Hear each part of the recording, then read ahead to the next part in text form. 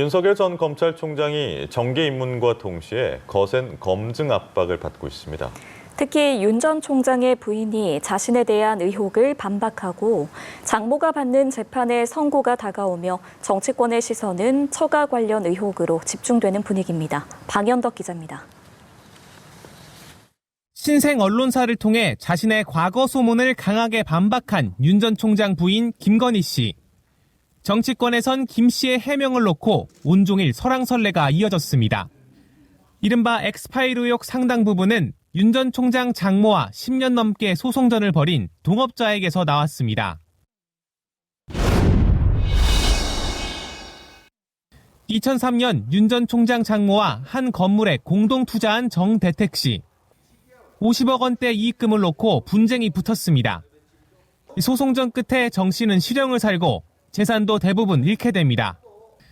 정 씨는 이 과정에서 당시 김건희 씨와 동거하던 유부남 양모 검사의 소송 개입이 있었다고 주장합니다.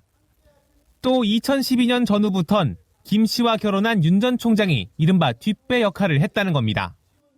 윤석열 장모가 동네에서 지인들한테 우리 사위될 사람이 소개해줬는데 일반 변호사 열보다 낫다 이렇게 자랑하고 다녔다.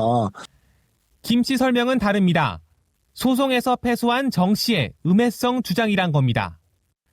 윤 전 총장도 자신은 소송에 개입한 바가 없다는 입장입니다.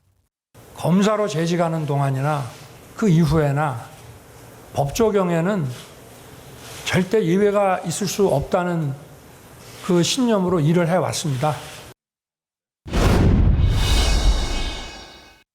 여권에선 김건희 씨의 재산 형성 과정에 대해서도 의문을 표합니다. 윤 전 총장 사퇴 직후 공개된 부부의 재산은 71억여 원. 그런데 이 중 윤 전 총장 몫은 2억여 원뿐입니다. 2천만 원밖에 없던 검사가 어떻게 60억 이상 막대한 재산을 공개하느냐. 경제 공동체의 입장에서 제대로 밝혀야 되겠죠. 이에 대해 윤 전 총장은 특별한 입장이 없다고 밝혔는데 여권에선 김 씨가 어떤 식으로 재산을 불렸는지 밝혀야 한다는 목소리가 고개를 듭니다. 특히 김 씨가 이른바 도이치모터스 주가 조작 사건에 관여해 차익을 봤다는 의혹도 제기된 상태입니다. 하지만 윤 전 총장 측은 이미 무혐의 처분된 사안이라며 강하게 부인하고 있습니다. 조국 사태 이후 검찰이 보복성 수사를 벌였지만 새롭게 드러난 것도 없다는 겁니다.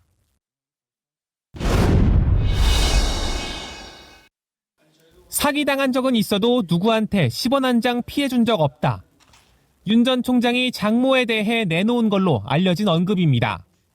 정대택 씨와의 소송전 외에도 장모는 잔고 증명서 위조 의혹 등 여러 재판에 얽혔습니다. 하지만 논란이 될 때마다 윤 전 총장은 강하게 반발했습니다. 제가 관련이 되어 있다는 증거가 있습니까? 아니 아무리 국감장이지만 너무하신 거 아닙니까? 요양병원을 설립해 20억 원대 요양급여를 부정수급했다는 사건은 곧 1심 선고가 나옵니다.